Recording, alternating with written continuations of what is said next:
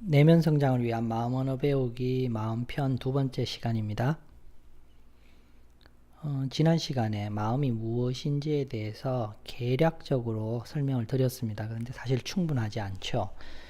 사전적 정의도 알아봤고 제가 소개한 크게 네 가지 개념으로 마음을 소개드렸고, 또 하나가 마음의 작용 또는 능력적 관점에서 관찰과 인지라는 작용을 이 도표의 중심에다가 표현했다고 말씀을 드렸습니다. 그런데 이번 시간에 마음에 대한 이해를 돕기 위해서 마음이란 단어가 생각이란 의미로 사용되는 경우에 대해서 한번 살펴보려고 합니다. 생각이 무엇인지 또는 왜 우리가 생각을 하는지 거기에 대해서 좀 더 깊이 볼 예정입니다. 자, 들어가 보겠습니다. 자, 사람이 하루 동안에 몇 가지 생각을 할까요? 즉, 사람이 하루 동안에 얼마나 많은 생각을 하느냐, 이렇게 물어본 겁니다. 자, 누가 이렇게 대답을 했답니다. 5만 가지 생각을 한답니다. 우리말에 5만 가지 생각 다 한다, 이렇게 얘기를 하니까 5만 가지 생각을 한다고 이렇게 얘기를 한 듯 합니다. 자, 그만큼 우리는 하루에 많은 생각을 하죠. 이런 것처럼. 그러니까 하루의 시간이 흐르면서 생각이 거의 끊임없이 계속 되고 있는 것 같아요. 심지어 우리는 우리 자신이 얼마나 많은 생각을 하고 있는지 자각도 못하고 있는 것 같습니다. 자, 그러면 이게 왜 문제가 되냐? 생각이 필요하지만은 우린 때로는 생각을 줄이고 싶죠. 이것처럼 생각과 생각 사이에 이렇게 쉼 또는 틈이 있기를 원합니다.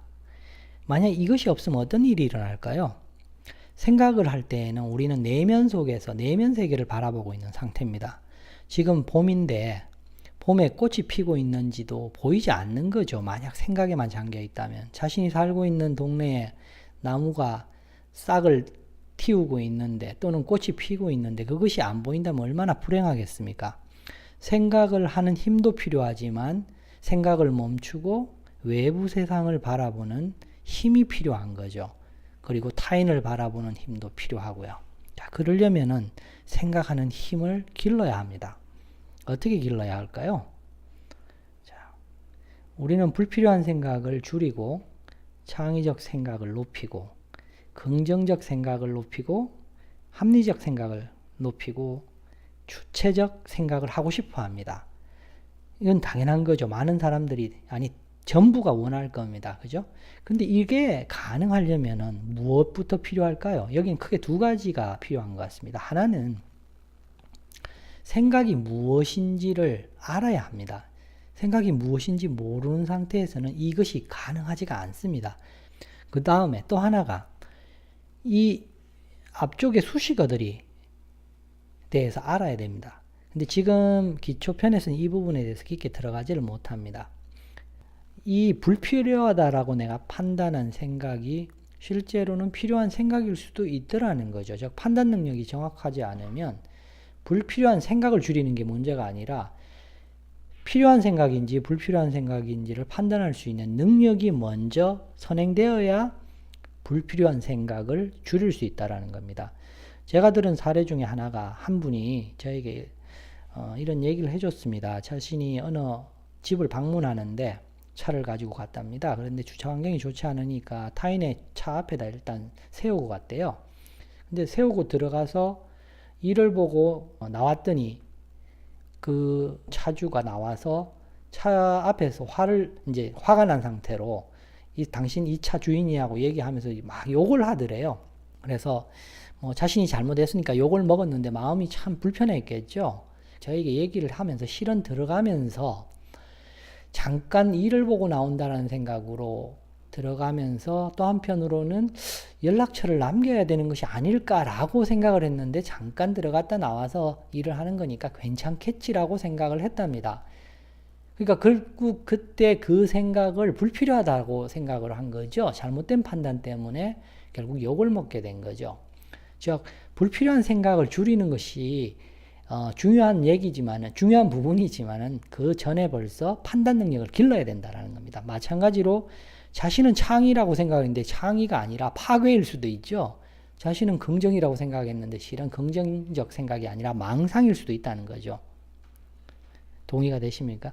자신은 주체적 생각이라고 하지만 가짜뉴스에 속아서 가짜뉴스의 사실을 진짜처럼 믿고 얘기할 수 있더라는 거죠.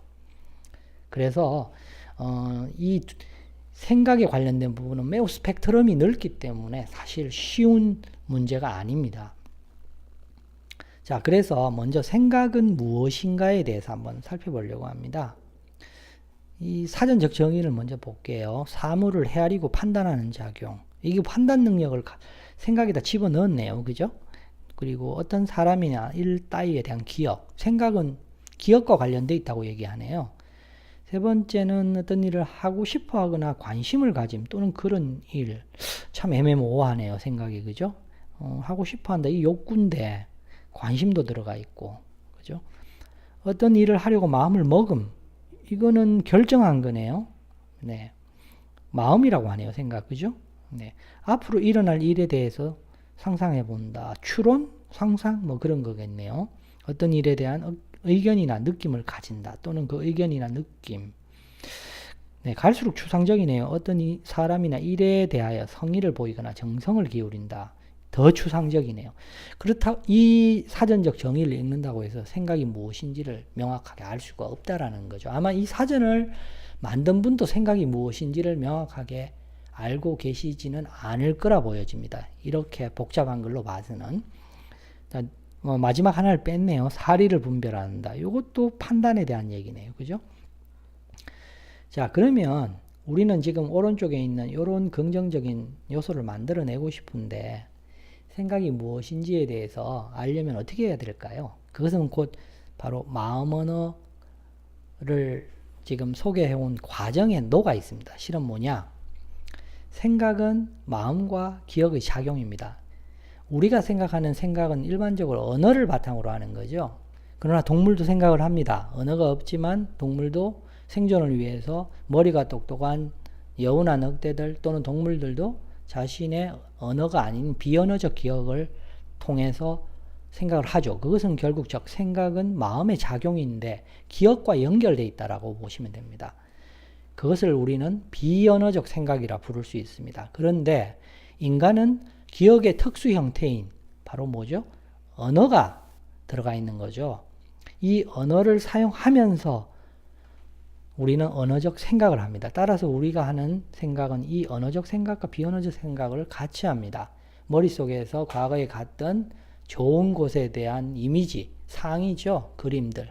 또는 먹어본 음식의 맛도 떠올리고 이건 다 생각의 하나입니다. 기억을 사용하는 거죠. 마음이. 동의가 되십니까?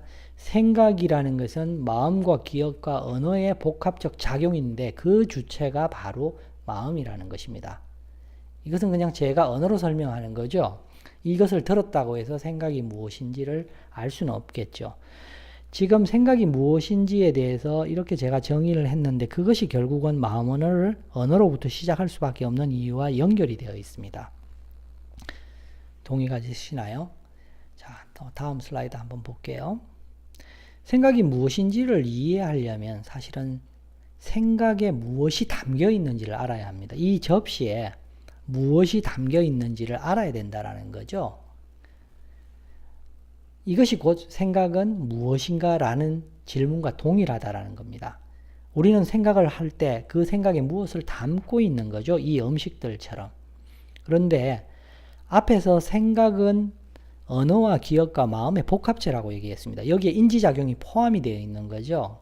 결국 생각이 무엇인가를 이해한다라는 것은 언어가 무엇인지를 알아야 생각이 무엇인지 알 수 있는 거죠. 앞에서 언어의 음식과 언어의 그릇에 대한 얘기를 했던 거죠. 언어적 생각을 하면서 그 언어적 생각이 움직일 때 언어의 그릇에 담긴 언어의 음식이 보이지 않으면 생각이 무엇인지를 모른다라는 거죠. 자신이 언어적 생각을 하면서도 그 생각을 왜 하고 있는지 모르는 거예요. 언어의 음식을 인지하지 못하니까. 동의가 되십니까? 이 질문은 언어편에서 다음으로 이어지는 기억과 또 연결이 되는 거죠. 언어의 음식을 담고 있는 비언어적 기억이 무엇인지를 내가 인지하지 못하면 생각이 흘러갈 때, 생각을 볼 때 내가 이걸 왜 하고 있는지를 알 수가 없는 거죠. 이 비언어적 기억 속에는 감각적인 기억도 있고 정서적인 기억도 있고 가치적 기억도 있다고 했죠.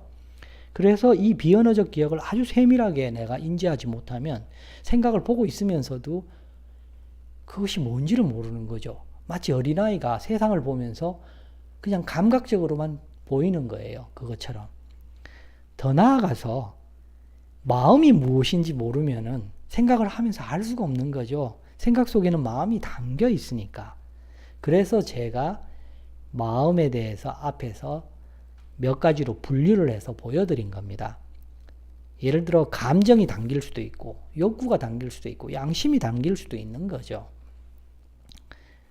자, 앞에서 생각이 무엇인가는 결국은 또 다르게 표현을 한다면 왜 생각하는가입니다.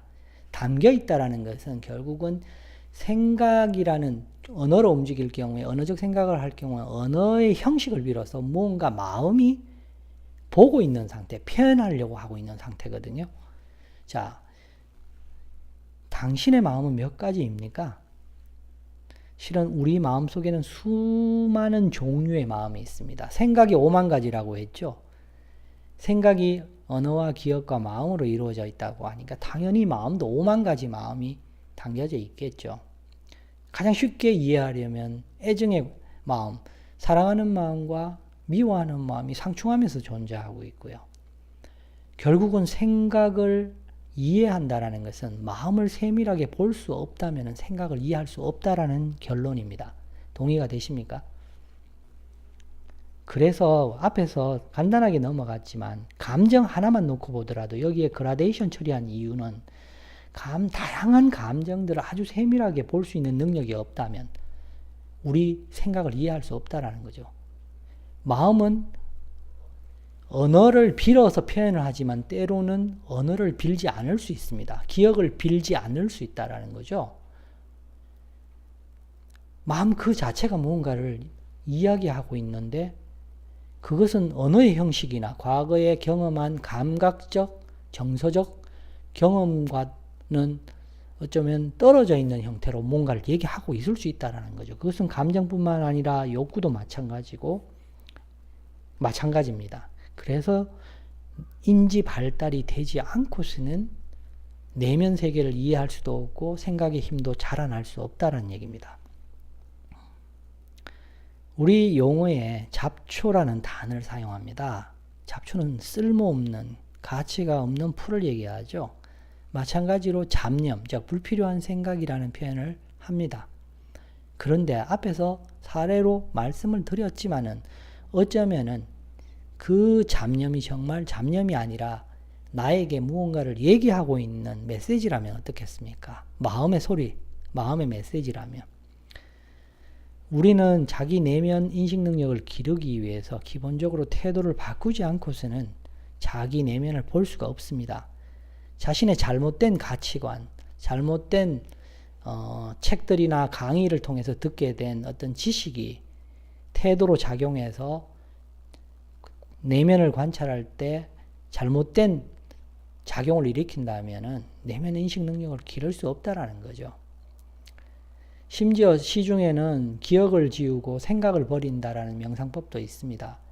과연 그게 옳을까요? 여러분이 한번 판단해 보십시오. 생각의 힘을 기른다는 것은 결국은 앞에서 보여드린 이러한 것이 가능하게 되는 것인데 결국은 생각은 뭐로 이루어져 있죠? 언어와 기억과 마음, 인지 이것으로 이루어져 있는 거죠. 결국 제가 첫 편에서 마음 성장과 기억 발달이라고 표현한 것은 이 생각의 힘을 기르는 길이기도 하다라는 거죠. 그림으로 이렇게 표현을 했죠. 여기에 어느 능력 발달을 왜 뺐냐라고 질문을 하시면 기억 발달 속에 포함되어 있습니다. 당연히 어느 능력은 마음 성장의 과정을 통해서 인지가 발달하고 기억이 발달하고 언어가 발달할 수밖에 없습니다. 이것이 바로 내면 인식 능력 발달입니다. 그리고 마음 언어를 이 과정을 통해서 지금 설명하고 있는 것이기도 하고요. 자, 만약 우리의 마음이 기억을 필요로 하지만 기억 속에 갇혀 있다면 어떻겠습니까? 기억에서 벗어나지 못한다면 이 기억이 좋은 기억인 지식의 기억도 있지만 불필요한 소위 가슴 아픈 트라우마의 기억도 있을 거예요. 그죠? 어쨌든 그 기억에 갇혀 있다면 그런데 인간은 기억에만 갇혀 있는 게 아니라 언어에도 갇혀 있습니다. 책 중독, 언어 중독에 걸린 분들 많습니다. 책이 해결할 거라고 착각을 하시는 분들이 많죠. 그래서 책만을 열심히 읽습니다. 실제 언어 능력은 발달하지 못한 채 말입니다. 그것만이 문제가 아닙니다. 생각에 갇혀 있는 거죠. 이렇게 마음이 갇혀 있다면은 결국은 내면은 성장할 수 없습니다. 결국 내면이 성장해서, 즉 마음이 성장해서 밖으로 나와서 자신의 생각과 언어와 기억을 객관적으로 볼 수 있는 존재로 성장해야만이 생각의 힘도 생기고 삶도 좀 더 편해질 수 있다는 거죠. 1편에서 제가 설명드린 내면 세계에서 기억으로 이루어진 이 내면의 집에 갇혀 있는 것이 아니라 이렇게 마음이 나와가지고 세상을 바라보기도 하고 생각을 도구로 사용하기도 하고 언어를, 기억을 도구로 사용할 수 있어야 한다는 얘기입니다. 자, 마음 두 번째 시간은 이렇게 마치겠습니다. 감사합니다.